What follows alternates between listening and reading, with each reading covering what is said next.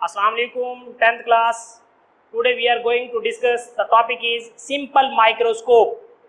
आज का हमारा टॉपिक ऑफ डिस्कशन है सिंपल माइक्रोस्कोप. तो सिंपल माइक्रोस्कोप क्या है हमारे पास? A magnifying glass is a convex lens which is used to produce magnified images of small objects. Small objects का इमेज मैग्नीफाई करके बनाना, बड़ा करके बनाना, वो सिंपल माइक्रोस्कोप का काम है. Microscope very little objects, small objects का जो इमेज बनाती है वो बड़ा बनाती है ताकि हम क्लियर करके देख सकें. अब इसमें जो मैग्नीफाइंग ग्लास होगा वो क्या होगा हमारे पास? वो होगा convex lens. Magnifying glass is a convex lens which is used to produce magnified image, बड़ी इमेज, वाज़े image of small objects. Small objects की मैग्नीफाइड इमेज बनाना किसका काम है? कन्वेक्स लेंस का, जिसको हम मैग्नीफाइंग ग्लास कहेंगे.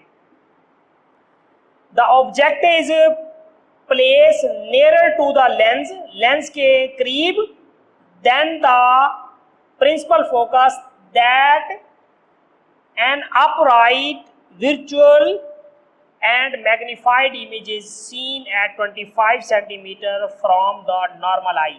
25 centimeter क्या है? 25 centimeter is the near point of eye. Near point mean एक normal eye जो कि 25 centimeter के ऊपर क्लियर तरीके से देख सकती है, क्लियर तरीके से हम उसको रीड कर सकते हैं. तो ये नॉर्मल ह्यूमन आई का जो हमारे पास 25 सेंटीमीटर है वो डिस्टेंस. तो नियर पॉइंट ऑफ आई जो है उसका 25 सेंटीमीटर होगा डिस्टेंस.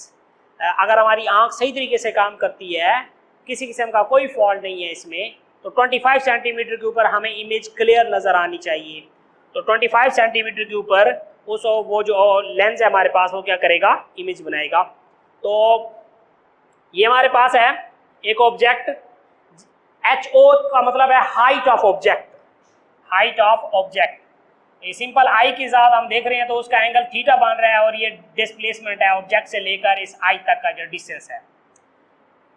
अब हम उस ऑब्जेक्ट को नियर पॉइंट से भी करीब लेके जाते हैं, मतलब 25 सेंटीमीटर से भी क्लोज. तो 25 सेंटीमीटर से और कम डिस्टेंस के ऊपर आप लेके आएंगे तो हमें इमेज सही तरीके से नजर नहीं आएगी, इमेज ब्लर हो जाएगी. ठीक है. तो उसके लिए हम अगर हम लेंस लगा दें तो अब ऑब्जेक्ट कहाँ पर हम लेके आए हैं? F. प्रिंसिपल फोकस और लेंस के इन बिटवीन हमारे पास लेंस है. तो याद करें कन्वेक्स लेंस के लिए एक कंडीशन थी कि when the object is between F and lens. F और लेंस, F क्या है? फोकल पॉइंट, और लेंस, इन दोनों के इन बिटवीन अगर ऑब्जेक्ट हो तो उसका इमेज कहाँ बनता है? उसका इमेज उसी साइड पे बनेगा जिस साइड पे ऑब्जेक्ट होगा. वर्चुअल इमेज होगा और लार्जर देन दी ऑब्जेक्ट होगा, ऑब्जेक्ट से भी लार्जर होगा. ये height of image, height of object.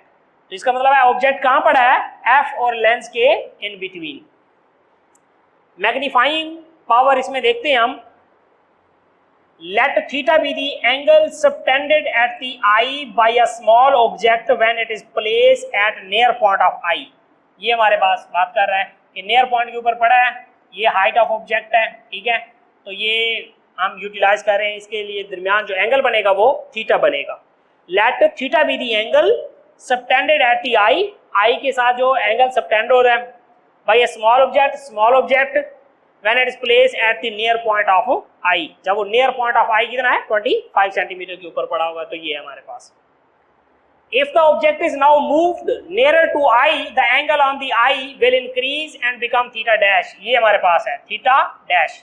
अब एक ऑब्जेक्ट को हम वेरी क्लोज टू आई, आके करीब लेके जाते हैं, बिल्कुल करीब, नियर पॉइंट से भी करीब. becomes theta dash but I will not be able to see it clearly. मैंने पहले बताया कि जब आप 25 सेंटीमीटर से और क्लोज लेके आएंगे तो इमेज हमें नजर नहीं आएगी, ब्लर हो जाएगी इमेज, हम उसमें तमीज नहीं कर सकेंगे कि ये क्या चीज है हमारे पास. ठीक है. In order to see clearly, we put a convex lens between object and eye. अब यहाँ पर देखिए, ये हमारे पास वो ऑब्जेक्ट है, ये हमारे पास आई है. इसके इन बिटवीन अगर हम कन्वेक्स लेंस लगा दें देन हम इस ऑब्जेक्ट की इमेज को क्लियर तरीके से देख सकते हैं. So lens makes large virtual image of object at near point. near point के ऊपर भी उस ऑब्जेक्ट का इमेज बनेगा जो कि हमारे पास क्या होगा, virtual image होगा, larger than the object होगा, ठीक है, और upright होगा, सीधा होगा, ठीक है। तो ये बात वही है कि image formation by convex lens, वो 5 जो हमारे पास उसके पॉइंट्स थे वो अगर जहन में होंगे देन आपको ये बातें समझ आएंगी।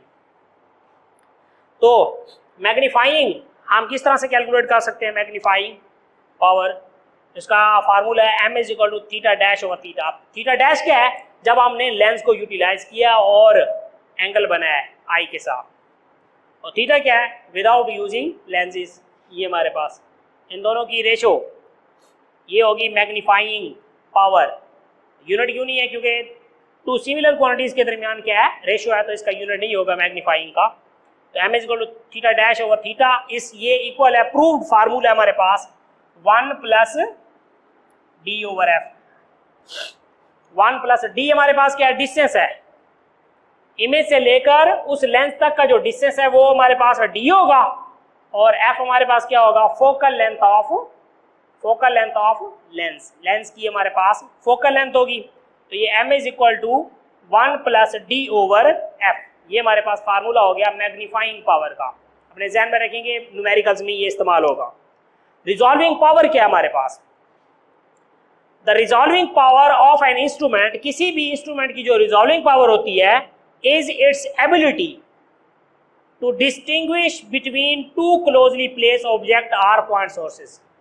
दो ऑब्जेक्ट्स दूर पड़े हुए हो, अगर हम दूर से खड़े होकर उनको देख रहे हो तो हमें एक नजर आते हैं, अगर करीब करीब पड़े हो, थोड़ा सा गैप भी हो तो रिजॉल्विंग पावर वो हमारे पास, अगर दूर के ऑब्जेक्ट्स हैं उसके लिए टेलीस्कोप यूटिलाइज करेंगे, वो हमें अलग अलग करके दिखाएगी, ठीक है। और अगर करीब पड़े हैं तो उसके लिए हमारे पास हाई रिजॉल्विंग पावर की जो हमारे पास ये होती है माइक्रोस्कोप, ठीक है, उसको हम क्या करेंगे, उसका नाम है कंपाउंड माइक्रोस्कोप। तो कंपाउंड माइक्रोस्कोप में 2 हमारे पास कन्वर्जिंग लेंस यूटिलाइज होंगे, तो वो इस्तेमाल की जाएगी। दूर के ऑब्जेक्ट्स के लिए टेलीस्कोप, और करीब के ऑब्जेक्ट्स के लिए जो कि माइक्रो में हो उसके लिए हम कंपाउंड माइक्रोस्कोप को यूटिलाइज करेंगे। तो इंशाल्लाह फर्दर लेक्चर नेक्स्ट होगा। अल्लाह हाफिज़।